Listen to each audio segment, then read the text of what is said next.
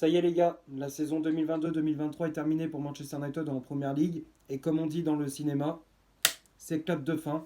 Alors je sais qu'il reste la finale des FA Cup face à Manchester City samedi prochain. On a encore un titre à aller chercher. Mais concernant le championnat, c'est terminé.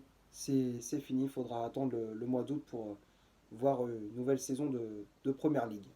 On va parler du match face à Fulham après le générique.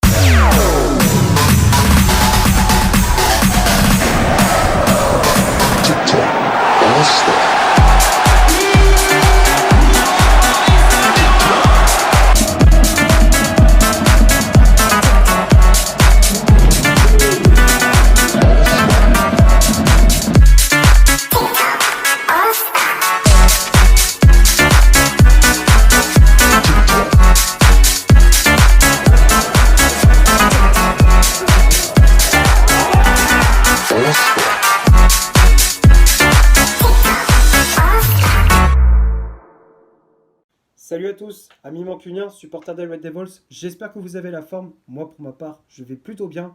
Aujourd'hui, on se retrouve pour le débrief du match Manchester United-Fulham. C'était une rencontre qui comptait pour la 38e et dernière journée de Première Ligue. Victoire des mancuniens 2-1 à Old Trafford.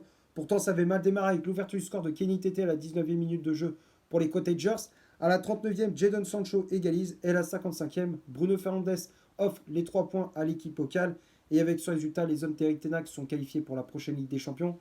Alors on savait déjà après la victoire face à Chelsea, mais on ne savait pas si on allait finir 3e ou 4e.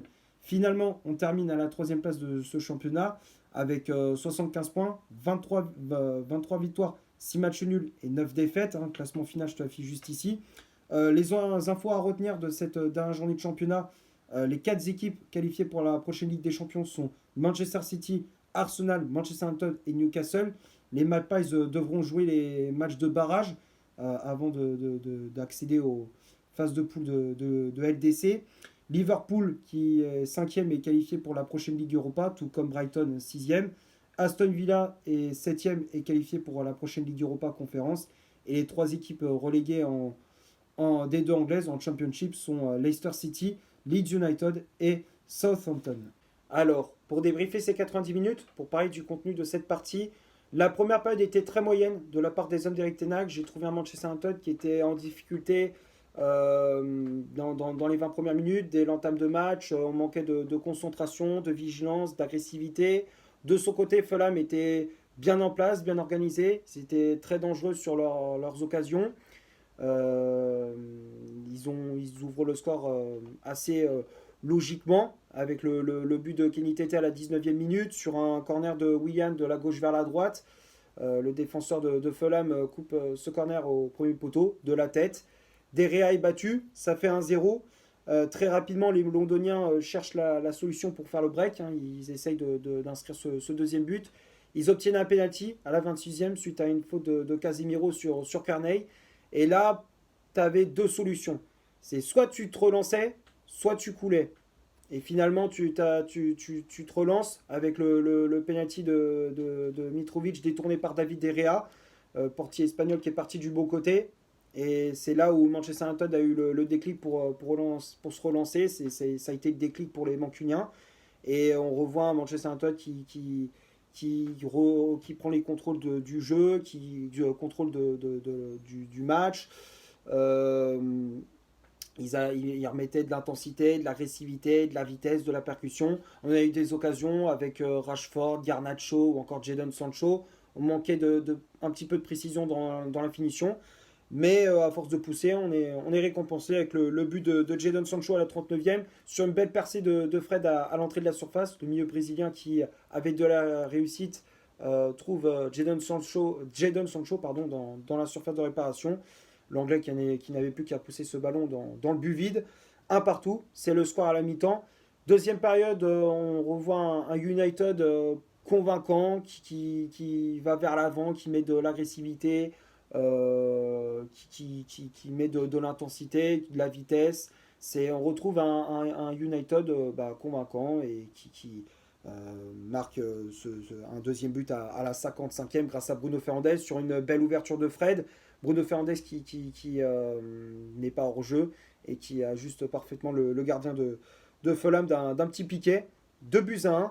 Et on en restera là. Après, Fulham a essayé de réagir, mais ce n'est pas suffisant puisque Manchester United défensivement a été très solide. Et voilà, donc on termine cette saison 2022-2023 sur une victoire à Old Trafford. Et après, bon, il y aura des choses à régler. J'espère que les lacunes qu'on a eues en première période, on va rectifier ça à l'entraînement et puis ne pas refaire les mêmes erreurs face à City en finale de FA Cup. Maintenant, on va passer à la composition d'équipe qu'Erik Ten Hag a mis en place pour ce match. Le 11 de départ, je te l'affiche juste ici. Donc c'était un 4-2-3-1 avec David De Gea dans les cages. La charnière centrale, c'était Harry Maguire associé à Victor Lindelof. Maguire qui a récupéré le brassard de capitaine. Les latéraux, on avait Diogo Dalot à droite, Tyrone Malacia à gauche, Casemiro et Fred au milieu de terrain, Bruno Fernandes en numéro 10, Jadon Sancho, milieu latéral droit, Alejandro Garnacho, milieu latéral gauche, et en pointe, on retrouvait l'attaquant anglais Marcus Rashford. Les changements effectués par l'entraîneur Batave, on a vu l'entrée en jeu du Danois Christian Eriksen à la place de Fred au milieu de terrain, Scott McTominay à la place de Casemiro, Anthony Martial à la place de Alejandro Garnacho, Facundo Pellistri qui est entré en jeu à la place de Bruno Fernandes, et pour finir, le néerlandais Wout Weghorst à la place de Marcus Rashford. Bon, la composition d'équipe, on a vu quelques changements. Hein. On a vu Diogo Dalot titulaire au poste de latéral droit à la place de Darren Wan-Bissaka. Il n'a pas fait un mauvais match, mais tu connais ma préférence. Hein. Moi, j'ai toujours préféré Aaron Wan-Bissaka. Pour moi, c'est la valeur sûre, je trouve, meilleur que Diogo Dalot. On a vu aussi Malacia sur le flanc gauche. Je pense que Ten Hag, sur le match, il a voulu faire des changements. Il a voulu préserver les cadres, hein, les joueurs comme Varane, comme Wan-Bissaka et Christian Eriksen. Il a voulu préserver un petit peu ces joueurs phares, ces joueurs, ces top players, si on peut dire ça comme ça. Donc il a préféré mettre les remplaçants, Maguire, Dalot, Malacia, Fred. Tu voyais que c'était un petit peu l'équipe B pour Manchester United. On va parler des statistiques de cette rencontre. On va commencer par Manchester United. Les Red Devils ont eu 53% de possession de balle, 5 corners, 15 tirs au total dont 8 tirs cadrés, 1 hors-jeu de signalé. Et du côté de Fulham, 47% de possession de balle, 4 corners, 9 tirs au total, dont 3 tirs cadrés, un hors-jeu de signalé également. Donc quand on regarde les chiffres, la possession balle était en notre faveur, ça c'est vrai, c'est surtout en deuxième période. Les occasions également, c'était en notre faveur. Du côté de Fulham, bon, ils ont été dangereux, hein. Ils étaient plutôt bien organisés, enfin, ça jouait plutôt bien au ballon, mais malheureusement, c'est dès qu'ils ont loupé le penalty à la 26e, hein, le penalty raté de Mitrovic, c'est là où ils ont commencé à décliner. Dommage pour eux, hein, ils auraient pu égaliser, mais bon, c'est comme ça, c'est le football. Maintenant, les tops et les flops, j'ai pas de flop, hein, je vois pas de flop dans ce match. Ici, peut-être à la limite 2 joueurs, Wout Weghorst et Marcus Rashford. Marcus Rashford, pourquoi? Parce que je l'ai trouvé assez fébrile dans la finition, il manquait d'efficacité devant le but, pas assez tranchant. Par moments, il faisait pas toujours les bons choix. Ouais, il n'était pas dedans. Marcus Rashford, j'espère qu'il sera en forme pour le match contre Manchester City en FA Cup. On aura besoin de lui. Et Wout Weghorst, non, c'est pas possible, les gars. Quand tu vois qu'il loupe ce genre d'occasion en deuxième période, tu te dis c'est pas possible. À ce niveau-là, c'est pas possible. Tu peux pas. Il fait un appel au second poteau, il est servi, je sais pas ce qu'il fait. Il plate du pied au lieu de la reprendre de voler. Non, c'est Weghorst, à ce niveau-là, c'est pas possible. Voilà, je pense avoir fait à peu près le tour pour ce Manchester United Fulham. J'espère que le débrief vous aura plu. Si c'est le cas, vous laissez un énorme like.